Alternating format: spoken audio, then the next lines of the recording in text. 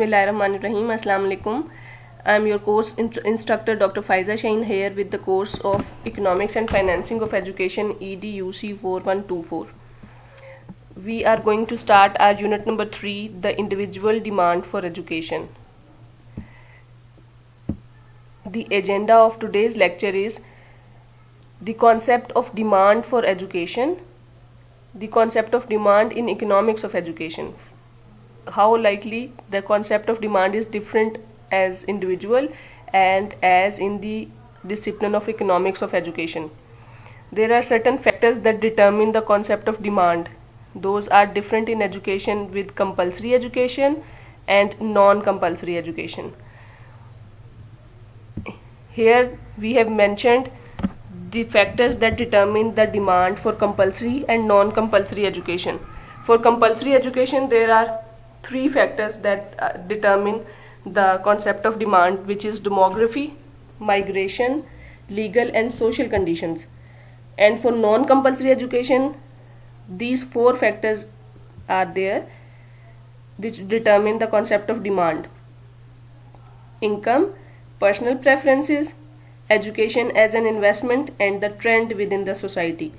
So the detailed lecture will be about these factors and the concept of demand.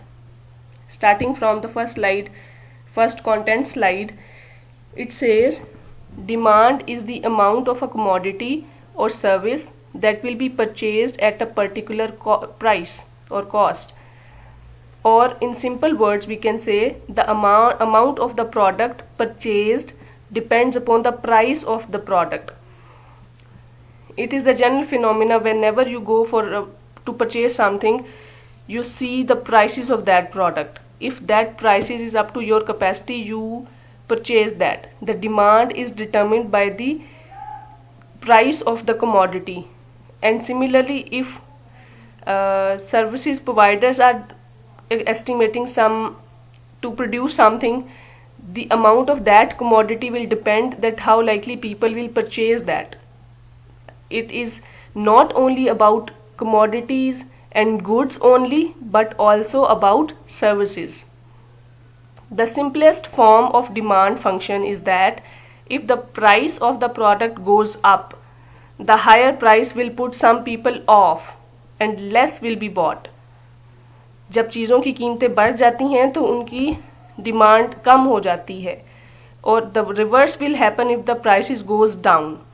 तो कहता है कि चीज़ों की कीमतों से अंदाज़ा लगाया जा सकता है कि उनकी डिमांड फंक्शन क्या है, लेकिन ये सिंपल फॉर्म है.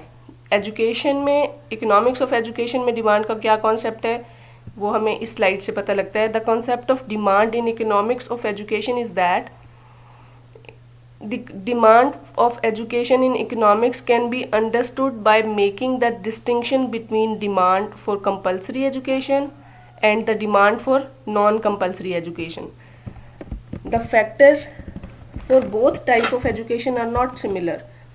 Compulsory education is that all of us do necessarily spend on our education. That is our compulsory education, normally dealt in the formal setup of education, formal settings of education. But non-compulsory education is that you acquire for your skills and improvement in your abilities, and there is no age boundary in the non-compulsory education. It is primarily related to the skills and ability acquisition, but compulsory education is basically relevant to the knowledge acquisition, which is learned under formal setup of education. So the factors of compulsory and non-compulsory education are different from these one another. The demand for education is important to study because why do we need to understand the concept of demand whenever we are talking about it under the discipline of economics and financing of education? There are 4 points. Number 1. Educational planners need to know that what will be the demand for places in the educational systems many years in advance. We have gone through this concept of forecasting in the unit 1, that economics forecast something. So the concept of demand enables the educational planners to know that what likely the places will be in need in future.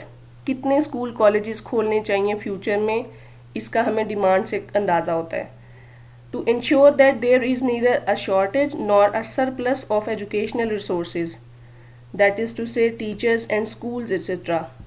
So number second point says कि demand determine करने से हमें teachers की और schools की ना ही वो कमी आ जाए ना ही ज्यादती हो जाए. इस तरह हम अपने एजुकेशनल रिसोर्सेज को मैनेज कर लेते हैं अगर हम डिमांड को मैयर कर लें और उसके अकॉर्डिंग प्लानिंग करें. Number third point, to ensure that there is no wastage of scarce resources of human and physical capital, whether the resources are human or physical, both resources should not be wasted. So the concept of demand enables us to plan in such a way that there is no wastage of our scarce resources. Number 4 point says to estimate regarding teachers, buildings and equipment that is required for the quality and quantity of teaching that students receive. So demand determines that how much number of teachers and buildings and equipment will be required to produce quality teaching. Now we will see the factors that determine the demand for compulsory and non-compulsory education step by step.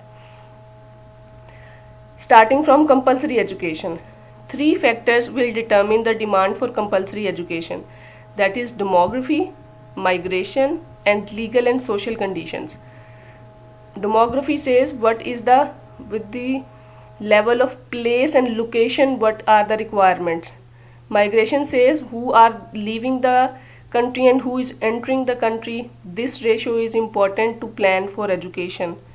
Legal and social conditions says that all the time there is not similar conditions. Sometimes the law and order and the social norms determine the concept of demand and they hinder or intermix whenever you are going to take compulsory education. So we will see these factors one by one. Number 1, demography. Educational planners use the population forecast produced by the government agencies that specialize in demographic statistics, जिसकी बहुत बड़ी मिसाल census है. मरदमशुमारी के जरिए हमें ये पता लग जाता है कि कितनी जगह पे कितने लोग रहते हैं. डेमोग्राफिक स्टैटिस्टिक्स से हमें ये अंदाजा हो जाता है कि गवर्नमेंट ने कितने लोगों की तालीम का बंदोबस्त करना है. What are the total number of population of any area. According to that population number, we plan the demography, we plan their education. The size of the population and the size of the school age population is determined by their births and death rates. So, in order to determine the demographic statistics, we take 2 figures, that is birth rate and death rate. A country whose population has been stable for some time, it is based on tangible things such as places and schools etc. So the tangible things are places and schools which are dealt under demography. Location wise ही हम देखते हैं ना कि किसी जगह पे कितने लोग वहाँ पे मौजूद हैं जिनकी तालीम का बंदोबस्त करना है, तो हमें वहाँ की पॉपुलेशन से अंदाजा होगा, वहाँ के बर्थ और डेथ रेट से अंदाजा होगा कि वहाँ पे कितने लोगों की पॉपुलेशन है जहाँ पे तालीम को ऑर्गेनाइज करना है, अरेंज करना है. Forecasting birth and forecasting death. Birth rate में हमारा सारा उनकी एज, फर्टिलिटी रेट और नेट रिप्रोडक्शन रेट आ जाता है, जबकि फोरकास्टिंग डेथ में हमें पता लग जाता है नंबर ऑफ पीपल डाइंग वो क्या है, डेथ रेशो वहां पे क्या है. इससे हमें डेमोग्राफी में ये 2 चीजें आ जाती हैं, बर्थ रेट और डेथ रेट. नंबर 2 फैक्टर है माइग्रेशन.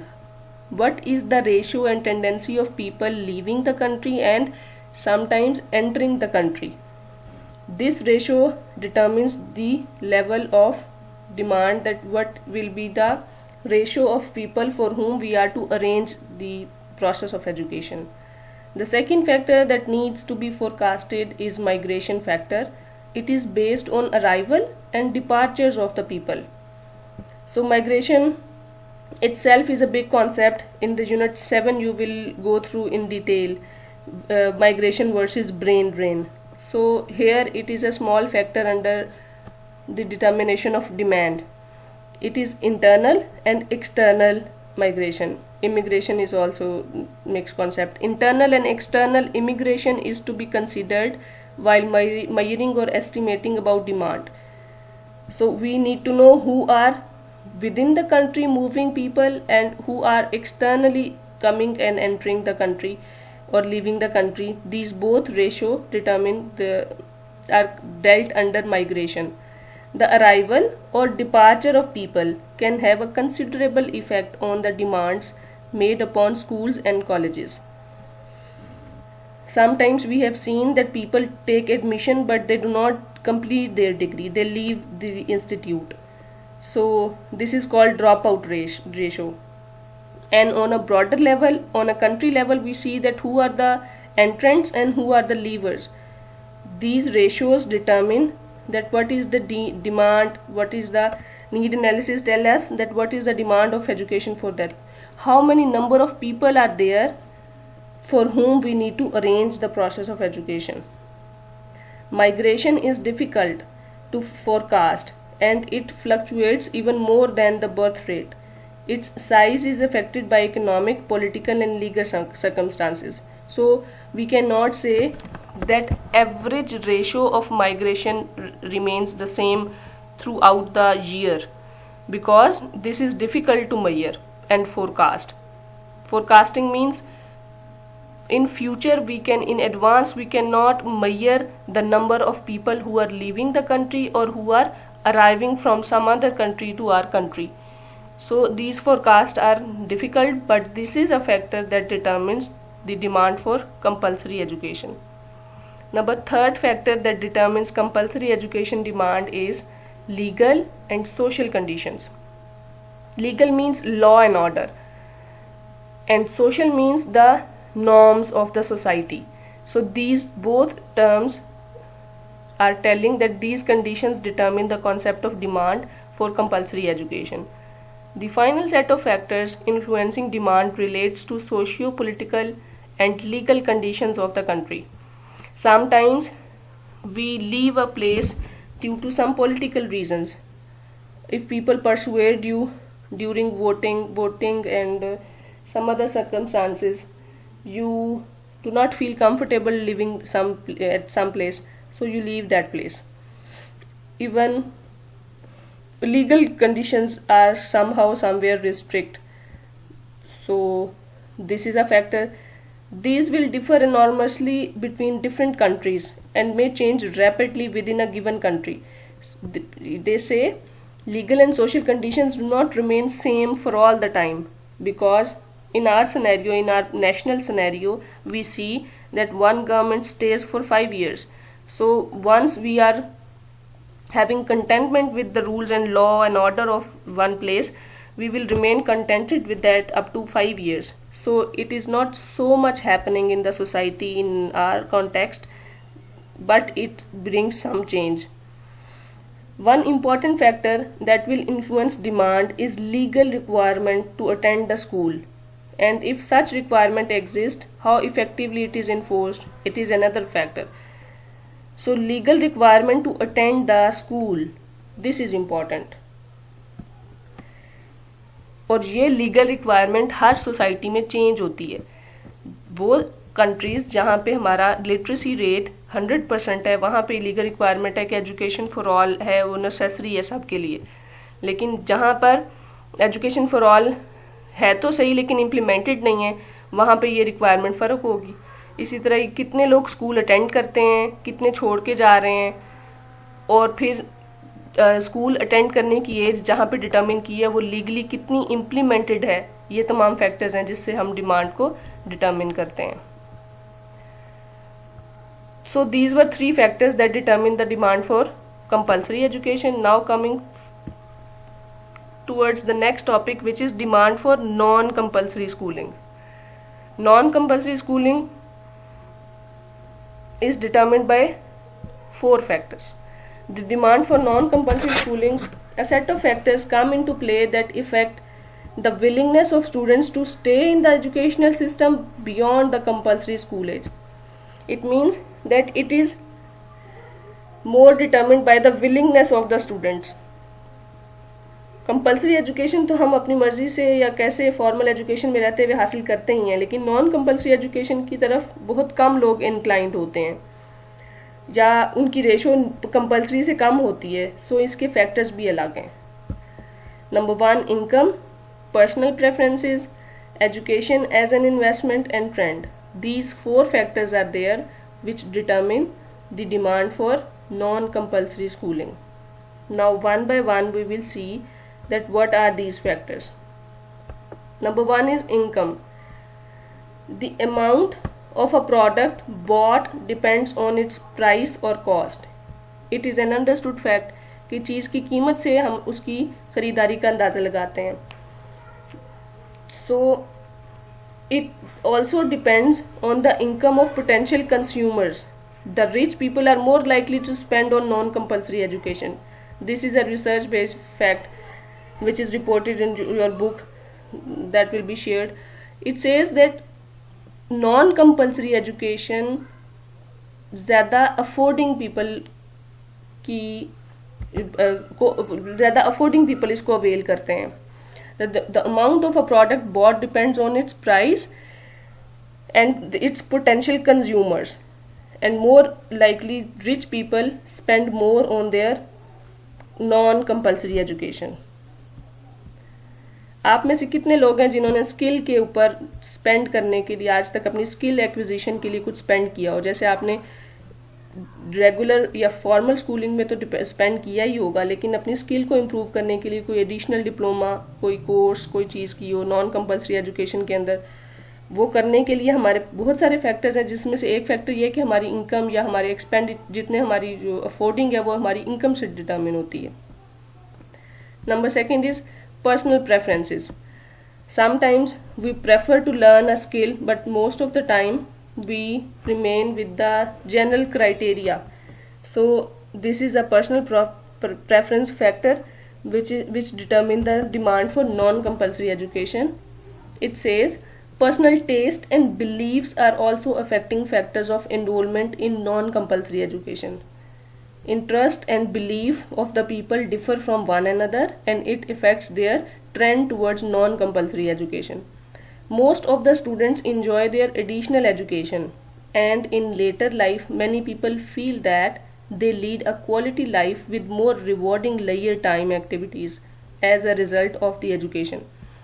यानी ज़्यादातर लोगों का यही रुझान है कि जितनी भी एजुकेशन होगी that will be useful for them in future. So personal preferences says that personal taste, enjoyment at school, intensity or desire for immediate earning and social class etc. come under personal preferences. And you can see that these are all different factors. The tendency of these factors differ among people. Some people have more taste in education, some people really enjoy at their schooling. The intensity and desire for immediate earning is different from one another. Some people really get education to earn for earning purposes. And the social class, these are the factors which come under personal preferences. Next is the second factor is education as investment. Third factor, education as investment. It says non-compulsory education is also an important private investment. How can you say? In the previous chapter we have gone through the concept of investment, education as an investment, that whatever we spend on education now, it will give us something back in future. So non compulsory education के ऊपर spend करना भी एक हमारी investment है. The demand is influenced by the returns on investment on education. If people expect substantial rewards in later life associated with education, include job security and job satisfaction and increased earning etc., they are more likely to spend on education. So those people who think that education is an investment, they will be more likely having a trend to spend on non-compulsory schooling. Number 4th factor that determine the demand of non-compulsory education is trend. Trend means the general layout, the inclination of people towards something. The demand for non-compulsory education is also affected by the trend and practices of any country. The simple example is that if there is a degree which is famous among students, the people who do a degree and get a job right after that degree, all the people, other people start following to attend that degree. जब MBA इतना आम हुआ था तो सब लोग इसकी तरफ चलना शुरू हो गए थे. इसी तरह पहले डॉक्टर और नर्स बनने का या डॉक्टर और पायलट बनने का, इंजीनियर बनने का ध्यान था, तो सब उस तरफ चले गए. तो ट्रेंड क्या चल रहा है सोसाइटी में, इससे भी हमारी जो है वो कंपल्सरी नॉन कंपल्सरी एजुकेशन की डिमांड डिटरमिन होती है. In some countries, people are being observed to borrow money to enhance their qualification by spending on skills learning and taking required courses, whereas in other areas, people only learn to earn livelihood. So this is the trend of different countries. Somewhere people borrow money to spend on education, but in other countries, they just learn to earn. This is their motive. This is their intention of learning, that eventually they will earn better. So in this lecture at the last we will recapitulate that we have gone through the concept of demand, which is different in compulsory and non-compulsory education. The factors that determine compulsory education are different from the factors that are determined to determine demand for non-compulsory education. I hope you have gone through and understood all the concepts read and told in this portion. Thank you.